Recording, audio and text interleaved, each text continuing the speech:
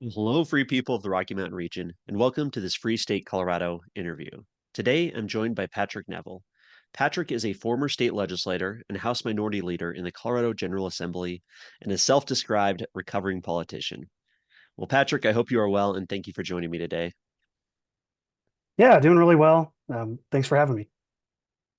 Great. Well, this is a big election year. There's going to be a lot on the ballot. I think one of the things people should really pay the most attention to is their local taxes. It seems every day there's a new article coming out about a local municipality, a town, a city, a county, even the state trying to raise our taxes. So, people really need to be aware. People really need to pay attention to what's going on, especially in their own local community. You're in Castle Rock, and Castle Rock has long been seen as this, bastion of liberty, of conservative type of people. So when I heard there was a tax increase, I was a little surprised. So I'm really interested to get the background and kind of explore what they're trying to do down there. So Patrick, what's going on in Castle Rock? Yeah, it's strange. I mean, I represented this town for 8 years in the legislature, and I used to say Castle Rock is the rock of the state. It's the kind of the conservative bastion of the state, and great town, wonderful town. We moved here in 2009 when I was stationed at Fort Carson. My wife was working in Denver, so it was the middle ground spot, and we just fell in love with it. But it's starting to change, and I don't think the people are changing. I just think as it grows and the bureaucracy grows, more things happen behind the scenes, and voters are too busy to like really pay attention. They're really tuned into what's happening nationally, even at the state level, but locally they're not. And I think in Colorado specifically, for especially for us conservatives, we got to get hyper local and really protect our local areas. Oh, that's a great point. A point I keep trying to hammer home to people. We might not see a lot of victories at the national or even state level, but this is where we can win. I mean, this is where conservatives, where liberty-minded individuals can really have an impact on the election and we can win. We can defeat these tax increases in our community, and a lot of it just relies on getting the word out. Yeah, I couldn't agree more. And I mean, I'm guilty of this too, because I was not really paying attention to town council like elections very closely. And all of a sudden when this happened, I'm tuned in again. So Well, good to hear. And I think this is a really dynamic story as well, because not only is Castle Rock trying to raise taxes and increases burden on people in the community, but they're using this lobbying campaign that's definitely getting some criticism. It seems like they're going a little over the top with their use of taxpayer funds to push a tax increase. yeah, I mean, that's what kind of really sparked my interest is getting certain stuff and looking at it and going, wait, how are they paying for this? Oh, they're paying for it with my money and asking for more of my money while using my money. It's insane. I didn't think it could be legal, but I checked in and it actually is legal, but it's complete nonsense. It's definitely unethical, but it sounds like it probably is legal, but certainly unethical, especially for a so-called conservative town. Well, let's go ahead and dive in and look at some of the background and kind of see what's going on down there. So here's an article from Denver 7 recently. There's a lot of articles out here about this sales tax increase. So, town of Castle Rock to consider sales tax increase to support public safety needs, citing lack of funds. The sales tax increase would go alongside, quote, conservative budgeting measures and would allow them to hire 40 additional public safety personnel over the next 5 years. I mean, what's wrong with that, Patrick? Yeah, this is the typical kind of tactic. They actually used this 2 years ago. So 2 years ago, Castle Rock actually debruced. So they raised the whole base of their budget for the forever future by debrucing. I think we've debruced every time since 2001. I don't think we've ever seen a tax refund in Castle Rock. But of course, when they debruced, they said it was for public safety. And that's what kind of bothers me in this when we look at the management of the town itself is if a town manager is running this town correctly, and you know the voters of Castle Rock and the citizens of Castle Rock, and the town council's voting to represent their constituents, not the town staff, they'll realize that public safety is probably the number one priority for all Castle Rock residents. So if you're budgeting, that should be the first thing that you take care of. You should never be coming to the people asking for a tax increase by holding our public safety hostage, which is what they're doing. They're holding our public safety hostage for a tax increase. They're not asking for a tax increase for all these other line items that have been increased over the years, only for public safety. And then of course, in the original draft that they did on this too, the ballot language, which I don't know if it's changed since then or not, it might have, but the original draft also had at the very bottom, a disclaimer saying that they could basically spend the money on whatever they want. So they say it's for public safety, but then it allows the town staff to spend it on whatever they want. So even if that's changed since, it shows you the town staff who really pushed this, what their mentality was. It wasn't truly about public safety. It was about getting more of our tax dollars. I mean, how nefarious, but also how smart, how strategic, right? The voters are going to support public safety, especially in a town like Castle Rock. So, hey, let's make the tax increase about public safety. Maybe we work our butt. I'm not saying they're doing this, but I could see the temptation to rework the budget in a way where all your money goes to these certain pet projects, things you like that the voters might not necessarily care for. You leave these things kind of underfunded, so it's easier to make this ask for the public, and then you can raise taxes. To nonstop raising taxes, because if it's all about public safety, who's going to say no? Exactly. I mean, we have some things that, like, I know people don't mind, but free concerts, for instance, at the Mac Festival Park, we have free concerts, all like some big names sometimes too, and all that's being funded, but they're not coming and asking for a tax increase for that. No, they're coming in and asking for a tax increase on public safety.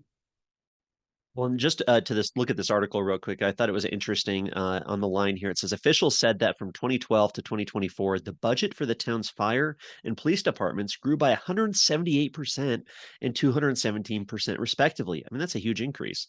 In comparison, officials said the sales tax for the town of Castle Rock only grew by 159% in that same period.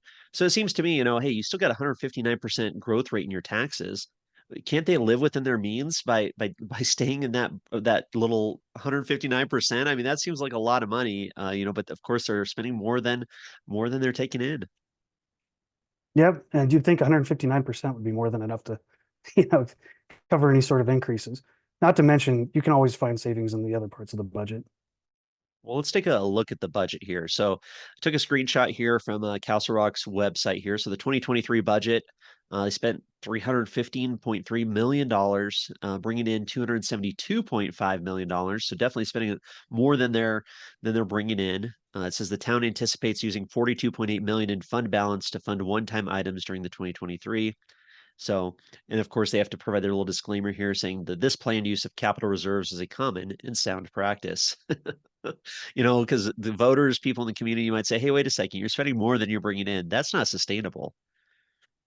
No, it certainly isn't. And there's some other, but like, line items within the budget too, like gifts and stuff. And that's why, in general, as a legislator, I was always very cautious of voting for any bill that was originally funded by gifts, grants, and donations. Because oftentimes we'll see that something gets voted in that, oh, someone's being kind, they want to give this money up. But then you create the program and that funding dries up, and then you have to come back and refund it because the program never dies. And I think that might be some of the things that's happening in Castle Rock. They do have some donations and what they call transfers in their budget, which, by the way, their budget is significantly less detailed than the state budget, which is even much bigger. I mean, the state budget, we had just line items of thousands of pages, what we call it the long bill. They've got like 3 or 4 pages of line items, and then the rest is just propaganda. Wow. So that was 2023. Let's look at 2024. So jumping ahead to this year, $337.3 million budget. So quite a jump. Revenue also increased 282.4 million. And they're using 54.9 million in fund balance to fund one-time items, these capital reserves here. So it's definitely a big increase in 23 over to 24.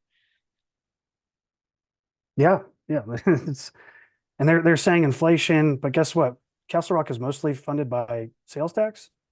So the town is claiming that, well, inflation is really hurting the town because expenses have increased. Well, if you're mainly funded by sales tax, we're all paying higher sales tax because of inflation too. So the budget's Yeah, growing. They're the same amount as they're able to actually spend the money. no, that's a great point for sure. So just looking at that difference between, I mean, this is a 1 year jump from 2023 to 2024. We're talking a $10 million increase in revenue. And of course, their budget increasing by $22 million. I mean, how do they think this is gonna, do they really think they can get away with this every year? Yeah, I have no idea. I mean, it's really kind of concerning, especially with some of the stuff you see going on. right? So I mean, just a massive increase in spending, a slight increase in taxes, relatively speaking. But of course, unfortunately, so many of these this town staff or city councilors even just love spending the public's money. They certainly So do. taking a look here at the budget. So here's this 2024 to 2028 balanced financial plan. Tell us a little bit about this. Yeah, so this is just kind of shows where how Castle Rock has actually grown. Our budgets keeps increasing every year, and now they're still saying it's not enough money. Especially if you look at police and fire specifically. Police and fire, they've grown quite a bit. Police and fire, as you see there, since 2022 when we debruced, police budget has grown over $5 million, and so has the fire budget. And I'm not saying that's a bad thing. Maybe that was needed, but now they're coming back and saying they need even more. And then you look at all these other line items. I don't think there's one on there that is actually decreased. And so you saying that out of I think they're asking for like 300 or $3 million of a tax increase. You're saying out of a over $300 million budget, you can't find 1% in savings, 1% in efficiency to take care of police and fire. And then if anything, after that's what they should have done from the very start. And that's kind of my biggest point here. From the very start, that's what they should have done. And then if you still need more, come back and ask the taxpayers for a tax increase on one of these other line items. But doggone it, take care of the police and fire first. If that's what we truly need. Right, right. And I imagine they probably know it's a lot harder to ask for a tax increase on something if it's not police, fire, schools, something along those lines, right? Exactly. Yep. Hold the most important thing hostage and hope the voters are dumb enough to believe it. Wow. So let's take a look here.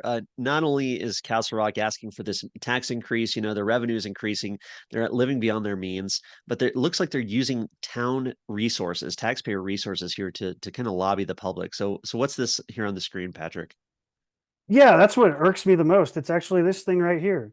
It's this nice, glorious campaign mailer that was sent out using my money to my house to demand more of my money. And I look at it and I'm just sickened because one, I ran lots of different campaigns. I was a minority leader for 4 years, so I was in charge of the House fund to go after that. We never had money for glorious things like this to go to every single voter. And by the way, they didn't even household it.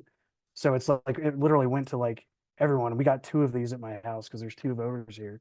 So they didn't even, you smart guy campaigns, you typically household things together and at least try to save some money. But they sent it out to everyone here. And that's what first actually got me interested. I'm like, what is this? And then if you actually go to the little QR code, it sends you to a website that's just another campaign piece. And then on top of that, they're using their website as a campaign tool as well. So when I go to pay my water bill, or I've been finishing my basement, so I got to go track permits and stuff, they were using that to campaign too. So you can't get away from this. You literally can't get away from this in the town. It's just acting as a normal citizen, responsible citizen, trying to pay your bills. You're forced to see this propaganda, and they're funding it with their own money. Wow. It should be criminal, but it's not, and it's definitely unethical. Oh, 100%. Here's that screenshot from the crgov.com website there. So, I mean, look at that. I mean, they're just really hammering this idea, who's going to say no to public safety, police, fire departments. I mean, it's such a good campaign, right? I've worked on campaigns in the past as well, of course, and seeing how, what a great campaign ad. It's all about public safety. It's about issues people care about. You have a relatively big budget, so you can send it to every single household in the town in your district without worrying about duplicating any of the information. You got a website, you got pop-ups that people cannot avoid at all because they got to pay their water or trash or whatever it is. I mean, it's like a campaign worker's dream here. Yeah, you and I both worked on campaigns. Could you imagine having that advantage of having a forced captive audience? I mean, you're literally forced to go pay your water bill. You're forced to go to these different entities, and it's surrounding you. So it's like, and if you don't pay your water bill, guess what's going to happen? So there's no way to get around it. It just gives them a total unfair advantage. Oh, and by the way, they get to use your money to do it. Yeah, absolutely outrageous. I mean, there's got to be some people hopefully up in arms about this or at least upset about it. I mean, just what they're trying to do with, for one, raising your taxes in this tough economic time. People are struggling to get by. People are choosing between paying their energy bill or paying for groceries. I mean, things aren't necessarily going to get better anytime soon on that economic aspect. And then for the city to come out and say, hey, we want more of your money, more of your tax money. Never mind that we've had a $10 million tax increase over the last year. We want more, and we're going to keep spending more because we're going to spend twice that, and we're going to spend even more if you allow us to. I mean, it's not good. Yeah, and it's for public safety, but we can spend it on whatever we want. What's this here? Yeah, that's walking down the downtown on the sidewalk. So they hit this and really did this right before the Douglas County Fair kicked off, because that's where town traffic gets really big, and it was all over the sidewalk downtown Castle Rock. So you can't even walk the streets of Castle Rock without seeing the campaign that's being paid for with your money. Wow. I mean, yeah, I'd love to see how much they're spending on this campaign because, plastering sidewalks, sending out these expensive, I mean, those are expensive mailers for people who haven't worked in campaigns. That size of mailer and that material, it's good quality. I mean, that costs you a lot of money, Oh yeah, especially to super spend thick it every stuff. I single, mean, yeah, yeah.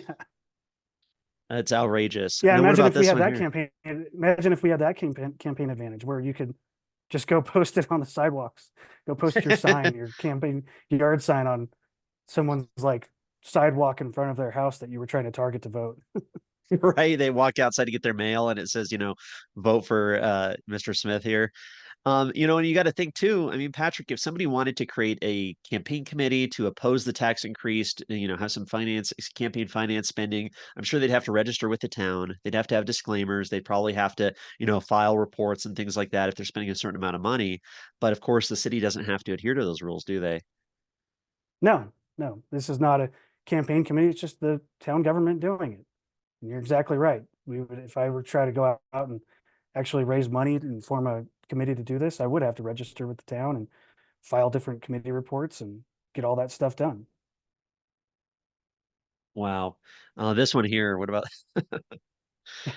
Every police car and fire truck all through town has this put on there. So it's, you see it, and I mean, it's great branding, right? It's, you see it all over. And we in Castle Rock, we love our police and fire. So it's, well, of course, why wouldn't you? And then it goes back to this mailer and the QR code, and we'll see what happens at the ballot. Hopefully people read the ballot more closely than this, but it's hard to say no to something like that. Yeah, it's a smart campaign, but hopefully, getting the word out, people talking about this and saying, asking some questions. Asking questions, how's the city spending the money they have now? How have they, been able to get $10 million a year more in tax money and still be short of money for what you're telling me is the most important function of government, which is police and fire? I mean, you're not able to meet those needs, then what are you even doing with all this money? I mean, it's a huge budget. Right. And that goes back to my original point that this is what makes me angry. It makes me angry for the police and firefighters. It makes me angry for them that they are put in this position, because if the budget increased by 10 million from last year, well, and the police and fire needed 3 million, all the other budgets should have been held still and take care of those guys first. They shouldn't even be in a position where they're actually saying that we need to raise taxes for them. I mean, you could have done this without a single decrease, in the city government, the town government. It wouldn't have, like, without a single decrease to any other department, you could have taken care of this, and they chose not to. Wow. Wow. So, I mean, I think the most important thing is people get the word out there, say no to the tax increase. It's not just Castle Rock, it's all over the state of Colorado. These greedy governments are trying to ask for more and more of your money, even though people are struggling to get by. And the reality is, especially having worked in government, I'm sure you'd agree that if they really wanted to give this money to the police and fire, just kind of like what you're saying, they would find a way to do it. They would find a way to do it, absolutely. Instead, they're just going back to the well, going back to the taxpayer, asking for more money, pulling at their heartstrings, playing this little propaganda game, plastering the town with their political ads, and just trying to manipulate the voting public to give them more money when they could have balanced their budget in a way to meet these needs already. Yeah, that's absolutely right. And this was passed under emergency provisions. So it was an emergency to put it on the ballot. And when I think of an emergency, I think of something a lot larger than needing a tax increase. I don't think a tax increase is an emergency. And So one town council member, if they would have said no, this would have gone away. So, but it was literally unanimous by town council to vote for this. And I think that's the larger point too that I'd like to make to your audience when you talk about local elections is those are really important. And the most important thing about that is make sure that whoever you're electing is going to represent you, not the town staff. As I talk to so many of these local elected officials, they literally think that they work for the town manager.